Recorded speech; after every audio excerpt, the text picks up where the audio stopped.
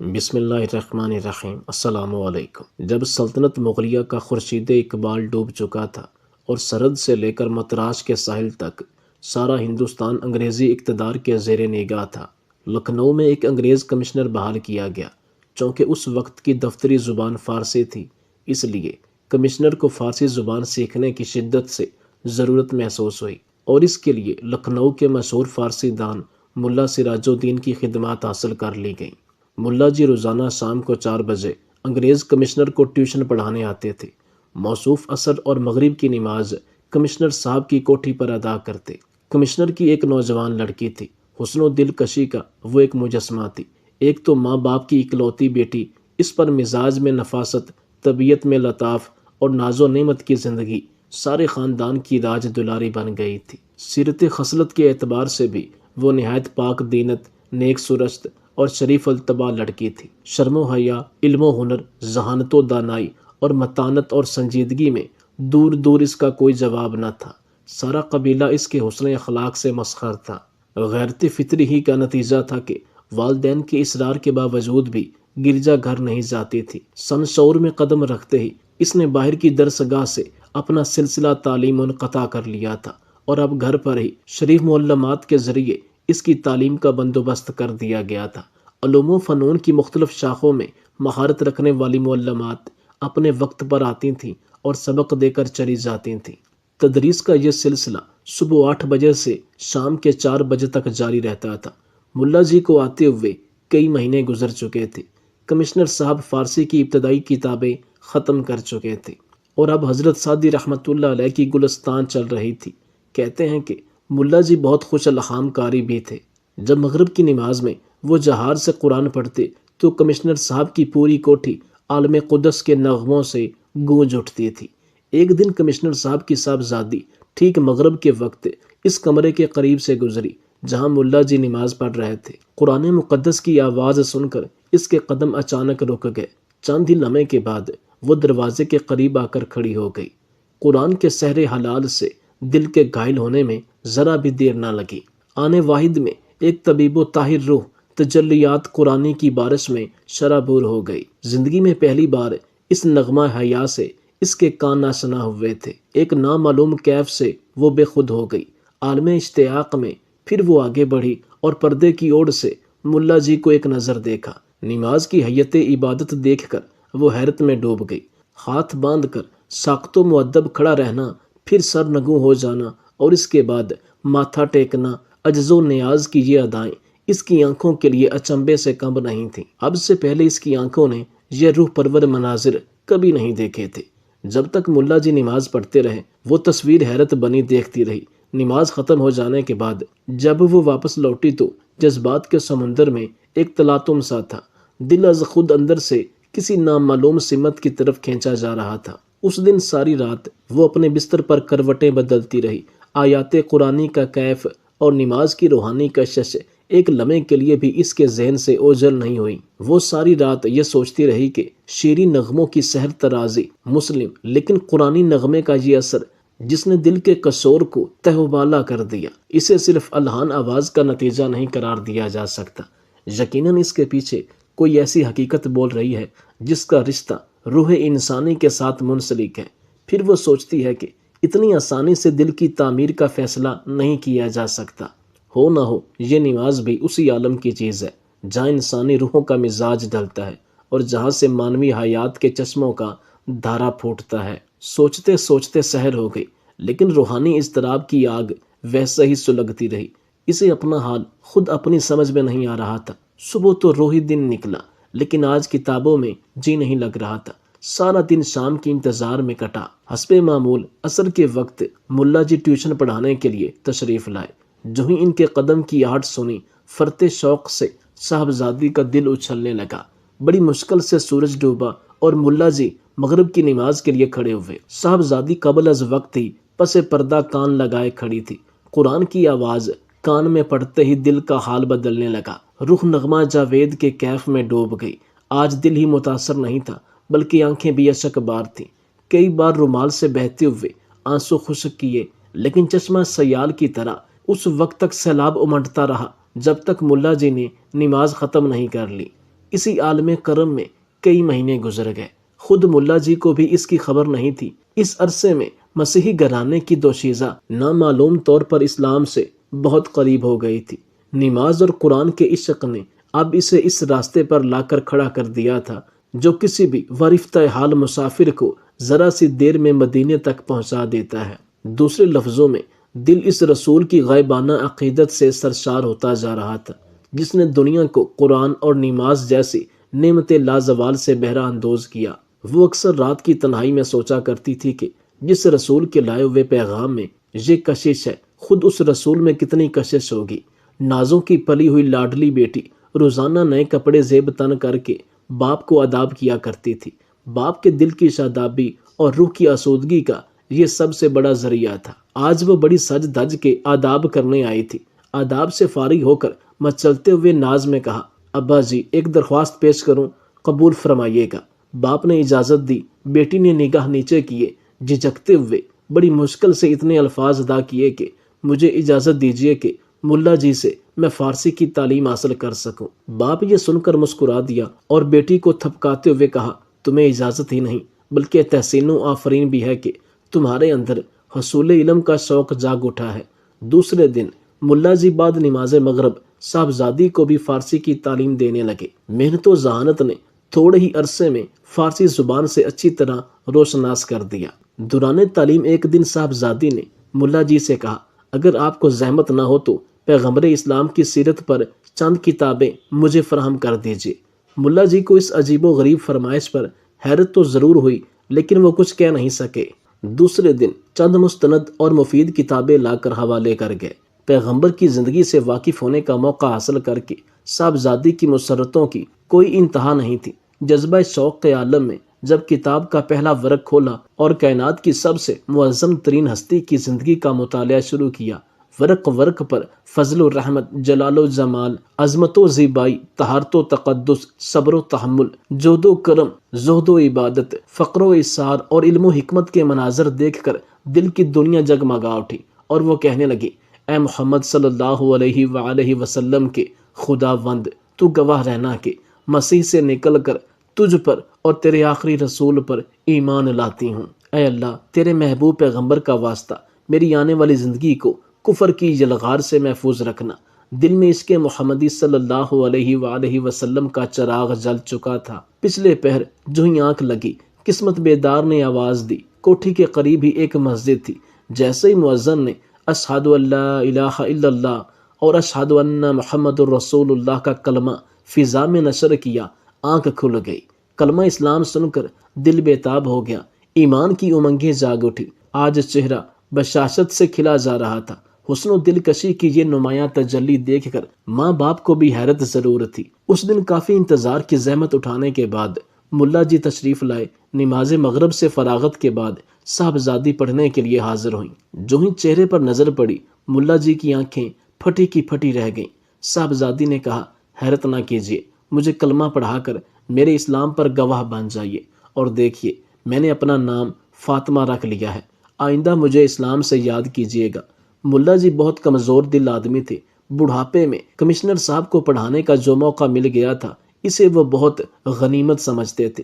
پھر صاحبزادی کے حالات سے بھی بے خبر تھے۔ لرزتے ہوئے صاحبزادی کو جواب دیا، دل کا مسلمان ہو جانا اللہ کے تعین نجات کے لیے کافی ہے۔ صاحبزادی ابھی اپنے اسلام کا اعلان نہ کریں، مجھے اندیشہ ہے کہ میں آپ کو کلمہ پڑھا کر اسلام میں داخل کر لوں اور اس کی اطلاع کمشنر صاحب کو ہو گئی تو ہم پر بھی وبال آئے گا اور آپ کی زندگی بھی خطرے میں پڑ جائے گی۔ صاحبزادی ملا جی کی کمزوریوں سے واقف تھی۔ یہ جواب سن کر خاموش ہو گئی۔ فارسی کی تعلیم ختم ہو جانے کے بعد فاطمہ نے قرآن مجید کی تعلیم کا سلسلہ شروع کیا۔ ملا جی کی آمد و رفت کا سلسلہ وہ منقطع نہیں کرنا چاہتی تھی۔ اب فاطمہ گھر والوں کی نظروں سے چھپ چھپا کر نماز بھی پڑھنے لگی تھی۔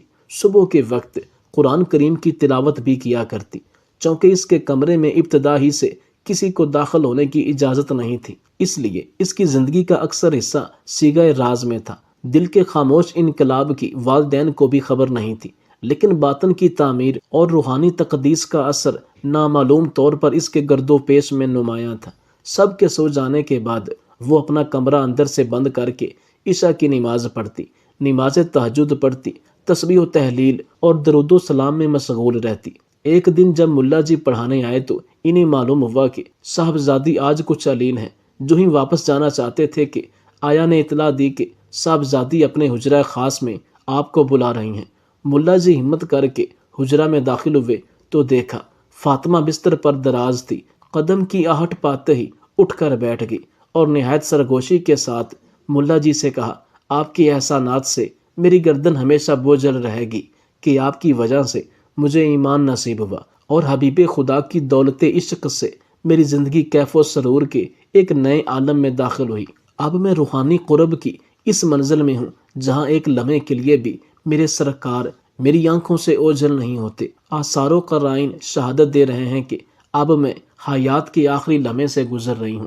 عالم قدس کا پیامی جلد ہی آنے والا ہے۔ میں بھی اس کی منتظر آنکھوں سے راہ دیکھ رہی ہوں۔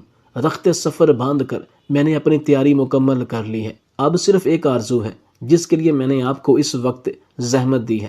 اگر بعد مرگ میری وصیت پوری کرنے کا اگر آپ یقین دلائیں تو عرض کروں۔ اتنا کہتے کہتے اس کی چمکتی ہوئی آنکھیں آنسوؤں سے بھر گئیں۔ ملا جی بھی اپنے آنسو سنبھال نہ سکے اور وہ بھی اشک بار ہو گئے اور بھرائی ہوئی آواز میں جواب دیا، اللہ آپ کی زندگی کا اقبال بڑھائے، آپ کی عمر کو دراز کرے۔ آپ اپنی آرزو کا برملا اظہار فرمائیے، میں اس کی تعمیل کا آپ کو یقین دلاتا ہوں۔ صاحبزادی نے رازدارانہ لہجے میں کہا، آپ جانتے ہیں کہ میرے قبول اسلام کی خبر گھر والوں کے علم میں نہیں ہے۔ وہ تاہم مجھے اپنے آبائی مذہب کا پیروکار سمجھ رہے ہیں۔ گو میں نے آج تک گرجا گھر میں قدم نہیں رکھا۔ مجھے یقین ہے کہ وہ میرے مرنے کے بعد میری تجہیز و تکفین مسیحی مذہب کے مطابق کریں گے اور مسیحی قبرستان میں میرا مدفن بنائیں گے۔ میں نہیں چاہتی کہ اپنا اسلام ظاہر کر کے میں آپ کو اور یہاں کے دوسرے مسلمانوں کو آفات کا نشانہ بناؤں۔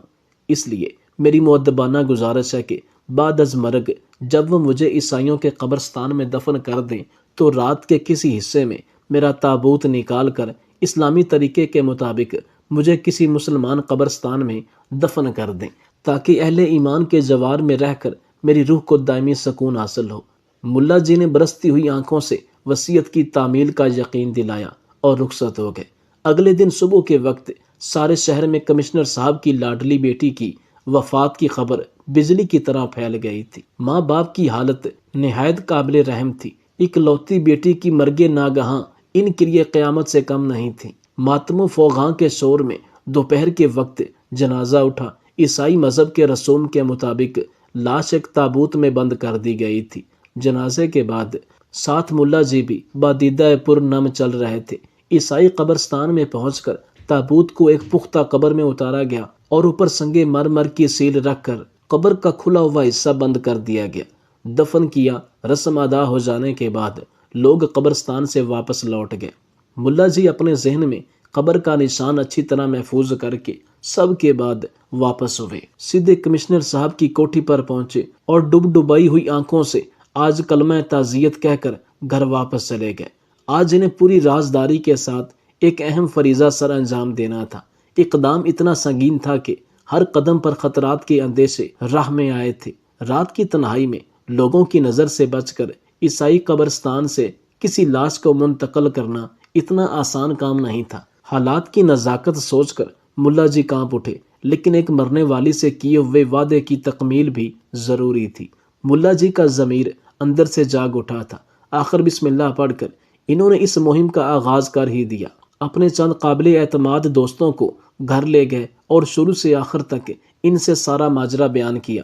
واقعہ سن کر لوگوں کی آنکھوں میں آنسو امڈ آئے۔ ان سب نے یک زبان ہو کر ملا جی سے کہا، صد حیف کے اسی شہر میں اسلام کی فتح و صداقت کا اتنا عظیم الشان واقعہ رونما ہوا اور آپ نے کانوں کان کسی کو خبر نہ ہونے دی۔ ٹھیک اسی وقت جبکہ رات آدھی سے زیادہ گزر چکی تھی، ہر طرف خاموشی سناٹا طاری تھا۔ ملا جی کے علاوہ 4 آدمی عیسائیوں کے قبرستان میں داخل ہوئے۔ یہ اقدام انتہائی خطرناک تھا، لیکن اسلامی ہمدردی کے جوش میں خطرے کا قطعاً کوئی احساس نہیں ہو رہا تھا۔ ملا جی کی رہنمائی میں چاروں آدمی قبر تک پہنچے، سنگ مرمر کی سیل ہٹائی اور قبر میں اتر کر تابوت کو باہر نکالا۔ جو ہی لاش نکالنے کے لیے تابوت کا تختہ کھولا، ملا جی کے منہ سے چیخنے کی آواز آئی۔ لوگ حیرت سے ان کا منہ تکنے لگے۔ بڑی مشکل سے حواس پر قابو پانے کے بعد لوگوں کو بتایا کہ لاش بدل گئی ہے، ہم لوگوں نے غلطی سے دوسری قبر کا تابوت نکال دیا ہے، یہ لاش کسی اور کی ہے۔ لیکن ملا جی نے پھر دوبارہ جو غور سے دیکھا تو قبر کا نشان وہی تھا۔ قبر کا نیا پن بھی بتا رہا تھا کہ یہ بالکل تازہ قبر ہے۔ اب یہ گتھی کسی سے نہیں سلجھ رہی تھی کہ کمشنر صاحب کی بیٹی کے تابوت میں دوسری لاش کیسے آ گئی اور خود اس کی لاش کہاں چلی گئی۔ صورتحال کی تشویش کے لیے چاروں آدمی لاش کی طرف بڑھے اور جھک کر دیکھ ہی رہے تھے کہ ان میں سے ایک شخص بے ساختہ چیخ پڑا، یہ لاش تو بارہ منگی کے مرزا جی کی ہے، میں انہیں اچھی طرح جانتا ہوں۔ اس واقعے سے ان لوگوں پر دل دہلا دینے والی ایک عجیب قسم کی ہیبت طاری ہو گئی۔ وہ لوگ دہشت سے کانپنے لگے اور فوراً ہی تابوت بند کر کے اسے قبر میں اتارا اور اوپر سنگ مرمر کی سیل رکھ کر تیز تیز قدموں سے باہر نکل گئے۔ گھر پہنچ کر دیر تک سب پر سکتہ طاری رہا۔ کئی گھنٹے کے بعد جب حواس بحال ہوئے تو ملا جی نے کہا کہ عالم برزخ کے یہ تصرفات ہماری سمجھ سے بالا تر ہیں۔ مشیت الہی کے راز کو سمجھنا اپنے بس کی بات نہیں ہے، لیکن اتنی بات ضرور سمجھ میں آتی ہے کہ جب کمشنر صاحب کی بیٹی کی قبر میں بارہ منگی کے مرزا جی کی لاش ہے تو یقیناً مرزا جی کی قبر میں کمشنر کی بیٹی کی لاش ہوگی۔ لوگوں نے کہا یہ بات قرینے قیاس ضرور ہے، لیکن بہتر ہوتا کہ حقیقت کا سراغ لگانے کے لیے ہم لوگ بارہ منگی چلیں اور مرزا جی کی قبر کھول کر دیکھ لیں۔ یہ بات طے کر کے سب لوگ اپنے اپنے گھروں کی طرف لوٹ گئے۔ دوسرے دن ملا جی اپنے چاروں ساتھیوں کے ہمراہ بارہ منگی پہنچ گئے اور سیدھے مرزا جی کی کوٹھی کا رخ کیا۔ دروازے پر آدمیوں کا ہجوم لگا ہوا تھا۔ دریافت کرنے پر پتہ چلا کہ پرسوں مرزا جی کا انتقال ہو گیا ہے اور آج ان کا تیجا ہے۔ اظہار افسوس اور رسم تعزیت ادا کرنے کے بعد یہ لوگ بھی ایصال ثواب کی مجلس میں شریک ہو گئے۔ ان سب سے فارغ ہونے کے بعد انہوں نے خواہش ظاہر کی کہ ہمیں قبر تک پہنچا دیا جائے تاکہ ان کی قبر پر فاتحہ پڑھ کر کم از کم حق دوستی تو ادا کریں۔ ایک شخص کی رہنمائی میں قبرستان فاتحہ پڑھی اور قبر کا نشان اچھی طرح ذہن نشیں کر کے اپنی قیام گاہ پر واپس لوٹ آئے۔ سارا دن مرزا جی کے حالات معلوم کرتے رہے۔ پتہ چلا کہ اس علاقے کے وہ ایک چھوٹے موٹے نواب تھے، انگریزی تہذیب کے دل دادا اور انگریزوں کی غائب درجہ بہی خواہ تھے۔ شام و سحر زندگی عیش و عشرت میں ڈوبی رہتی تھی۔ گھر کا سارا ماحول انگریزی تمدن میں غرق تھا۔ شام کے وقت ان سب سے فارغ ہو کر اس وقت کا انتظار کرنے لگے جبکہ سارے شہر پر نیند کا سناٹا طاری ہو جائے۔ خدا خدا کر کے جب آدھی سے زیادہ رات ڈھل گئی تو پانچوں آدمی اٹھے اور دبے پاؤں قبرستان کی طرف چل پڑے۔ خطرناک اقدام کی دہشت سے دل کی دھڑکن تیز ہو گئی، لیکن حقیقت حال کی جستجو کے جنون میں آگے بڑھتے گئے، یہاں تک کہ قبرستان میں داخل ہو گئے۔ اپنے حفظ آسانی سے مرزا جی کی قبر تک پہنچ گئے۔ کانپتے ہاتھوں سے قبر کی مٹی ہٹانے شروع کی۔ کافی دیر کے بعد تختہ نظر آیا۔ اب ہمت کر کے دو شخص قبر میں اترے اور ایک ایک کر کے تختہ ہٹایا۔ اب سفید رنگ کا کفن سامنے نظر آ رہا تھا۔ کافی جد و جہد کے بعد بھی کفن کھلنے کی ہمت جواب دے چکی تھی۔ ہر شخص اپنی جگہ سہما جا رہا تھا کہ معلوم نہیں میت کا منہ کھولنے کے بعد کیا نقشہ نظر آئے گا۔ ایک شخص نے پائنتی کے تختے پر کھڑے ہو کر چہرے سے کفن کا نقاب ہٹایا۔ جو ہی چہرے پر نظر پڑی، دہشت سے لوگوں کا خون سوکھ گیا۔ مرزا جی کی لاش کی بجائے قبر میں ایک عرب کی لاش پڑی ہوئی تھی اور چہرے سے وہ عربی معلوم ہو رہا تھا۔ یہ منظر دیکھ کر لوگ حیرت میں ڈوب گئے۔ جلد از جلد کفن کو درست کیا، تختے لگائے، مٹی برابر کر کے قبرستان سے باہر نکل آئے۔ مارے ہیبت کے سانس پھول رہی تھی۔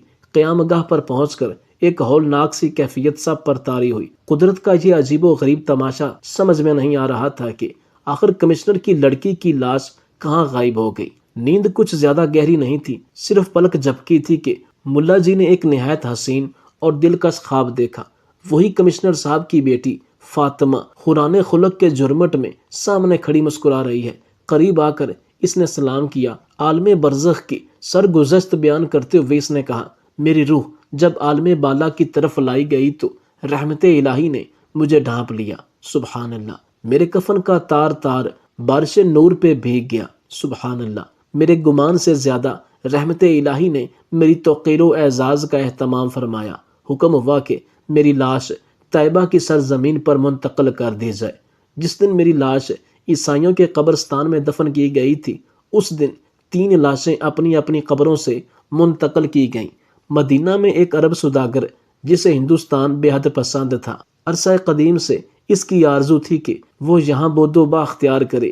جب وہ مر گیا اور لوگوں نے اس کی لاش کو جنت البقیع میں دفن کیا تو عالم برزخ کے کار پروازوں کو حکم ہوا کہ مدینہ میں یہ ہندوستان میں سکونت اختیار کرنے کی آرزو رکھتا تھا۔ مدینہ کی زمین اس کی نگاہ میں عزیز نہیں تھی، اس لیے اس کی لاش کو ہندوستان منتقل کر دیا گیا۔ اسے یہاں پر رہنے کا کوئی حق نہیں ہے۔ دوسری لاش بارہ منگی کے مرزا جی کی تھی۔ عیسائیوں کے ساتھ غائب درجہ الفت کی وجہ سے وہ زندگی بھر انگلستان جانے کی تمنا میں مرتے رہے۔